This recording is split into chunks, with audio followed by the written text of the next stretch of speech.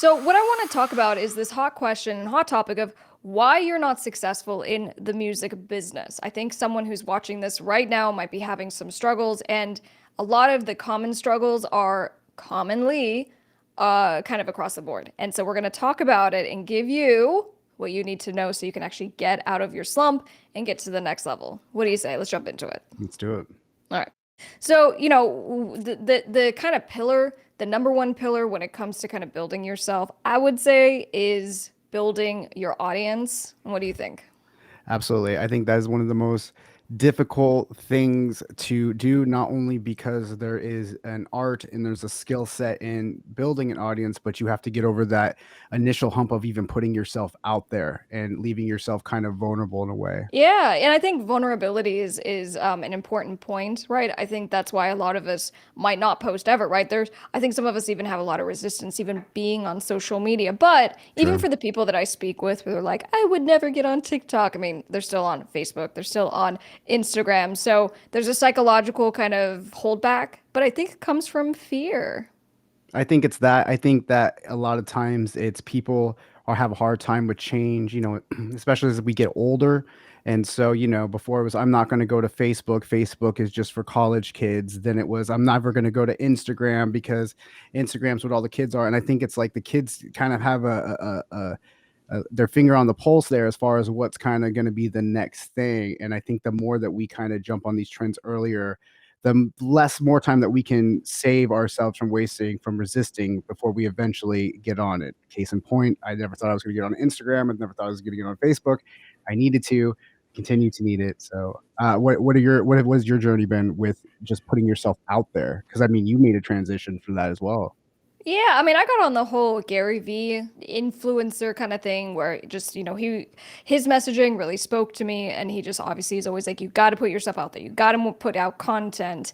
And so in like 2018 was when I really first started doing any kind of promotion for my music, even promotion for what I was doing, becoming a lawyer and my law firm. So, Mm. it was scary and to be honest, taking pictures, taking selfies felt awful because I'm just like, this is so vain and I feel so How silly. how long do you think it takes to make that adjustment before you're kind of used to it? Because it's all everything you try new is always going to be kind of scary, and putting yourself out there and Sure. like leaving yourself like when you're sitting there taking 50 photos to maybe get one that you're comfortable with posting. It's just kind of thing. What do you how long do you think it should feel like it takes before you kind of are more comfortable to where it's not such a big of a deal where you're not super cringe? Yeah, so I think it's definitely your mindset on it. When you make a decision about what it means, then that's how you change your mindset, right? So if Mm, you're like, this is silly, this is a waste of time. If those are the thoughts that you're having when you're making your content, then you're already it's a losing game. But if you shift your thinking, which can happen immediately, it can happen a year later, it can never happen, right? It's up to you. But if you do switch your thinking and you're like, I'm doing this to grow my business, I'm doing this to grow my music and to yeah. connect with fans who might like what I'm doing. So if you change your perception a little bit about why you're doing it, then I think a little bit of that fear will start to go away. Yeah. All right, so then that's where we start is audience. If you were trying to be successful and you are not being successful in the music business, more than likely you need to get on social media. And I'm telling you right now, you got to get on all the platforms. Okay, so you might be like, oh, I don't really want to do Twitter. Don't do Twitter if you don't want to. But Mm. I'm just saying, as far as like Facebook and Instagram and TikTok and YouTube Shorts, you can literally use the same video and post it to all the places. So just do it. So then the next main area that we see artists are not being successful and having the most problems with is figuring out how to actually pay for their careers. Yes. Music is a unique thing to have as your passion and what you want to do, especially if you want to make it your business.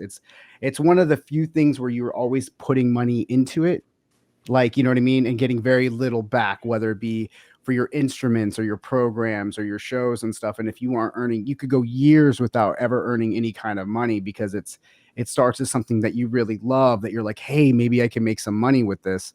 So, like, it's definitely one of those things that comes up a lot, and you have to be smart with how you handle your money and how good you are with your other resources. Yeah, even just trying to keep track of how you spend your money, I think is a good first step, right? Because number one, you need to know where the money is going, because you do make money one way or another, whether you have kind of, a side gig or a main Mm, gig, and then now you're doing kind of music as time permits, weekends, evenings, and you're working towards making music your full-time career, or you're already at that place.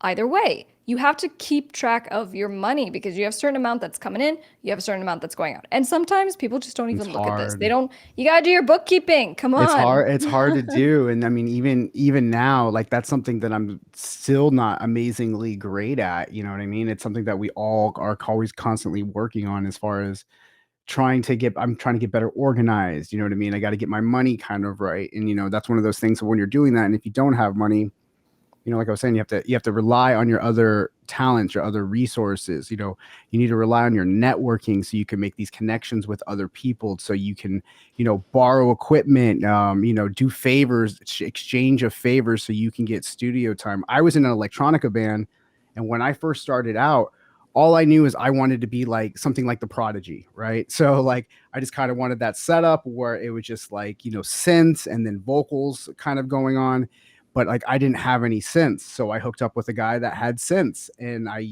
wrote on his synths, and we started a project together. But there's so many people making music, collaborations are so easy to happen. Well, and that's a good point, right? Because you're talking about, well, even if you don't have a lot of money, there's ways that you can still facilitate what you need to do, right? So, and even for me, I was like bartering and just Mm, convincing people to work with me and do music videos with me when I was a teenager.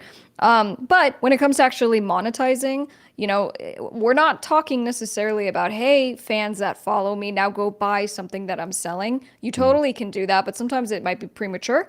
I'm talking about monetizing and how can you either learn a skill or use a skill that you already know. Let's say you're a producer, right? You can sell those services, right? You can produce for mm. other people, and sometimes what's interesting, and I even learned this when I was a teenager and I started my first business, you have to just be good at something someone else isn't good Right. at. So if, for example, you go and you watch like a 2 hour tutorial on how to do a Facebook ad setup, which by the way, there's a lot of those free, types of long form tutorials on YouTube.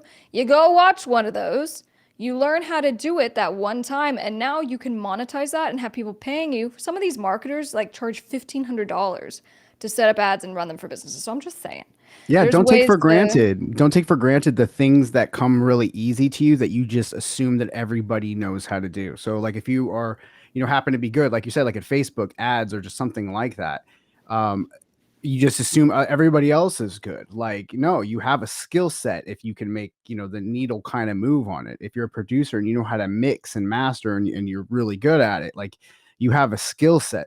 Hell, if you could fix somebody's car, you have a skill set. So, like, just use those skill sets.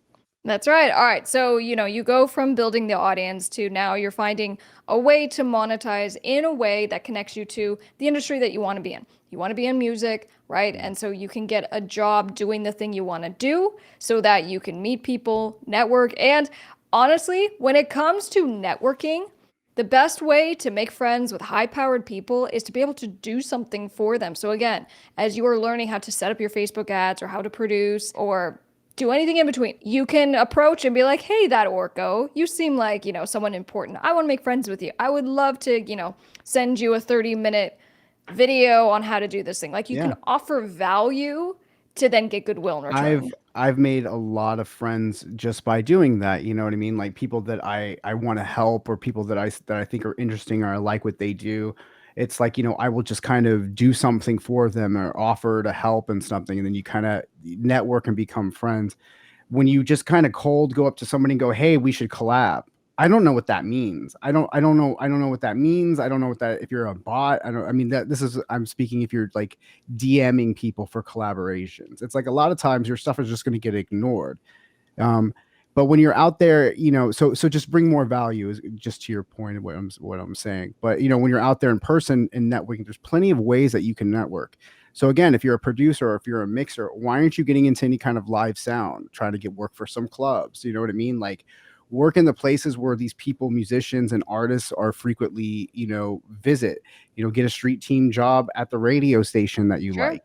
Yeah. There's different ways that you can get involved with that community and just kind of, go to aux parties, all kinds of stuff. There's things It's that you can funny. do. One of the people on my team, she started as a street team member. We had a virtual street team. So whenever we had like posts going out or something going on, the virtual street team would go and get the word out and share and do all these things. And over time, she just was there and helping. And eventually, I was like, what else can you do? And so then I had her start working on some other things. So you literally can get a job Right. working in a music business capacity by just being around and doing the things. So then where I would say the third like area where we see a lot of artists not being successful in the music business is not having kind of a structured team. Okay. And what I like to say is that, sometimes it's Mm, too early to get a team, right? Which would mean like get your manager, get your agent, getting, a PR rep. If you don't have anything going on and you're not posting and you're not building your socials and you're not releasing music, it's probably premature for you to be like, I need a manager. What do you think? absolutely. I think that, and the thing of it is, don't look, if you're early on in your career, if you're kind of getting started out, you definitely don't need a manager. You need to learn all the things that you need the manager to take over for you first before you have a manager. I think anytime that you hire team members, it's, a lot of it is finding somebody that it's to free up your time first and foremost, because so you can create, so you can do the thing that you love to do, so you can focus on just creating the art.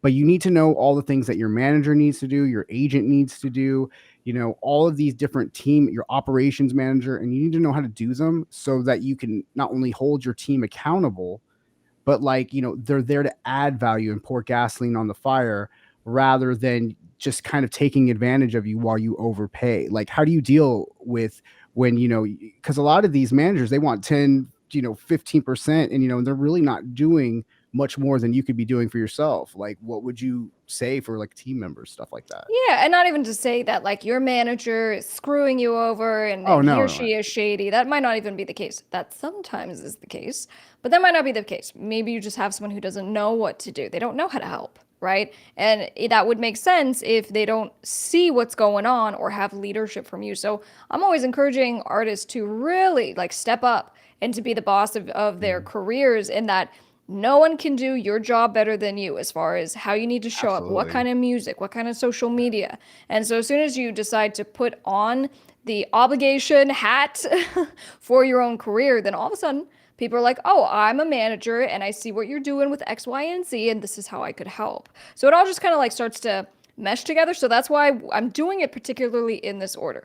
When it's how are you not being successful in the business? We start here. You're not building your audience. And we go here, you aren't making money because you're not figuring out ways to monetize your skill set or monetize your audience if applicable.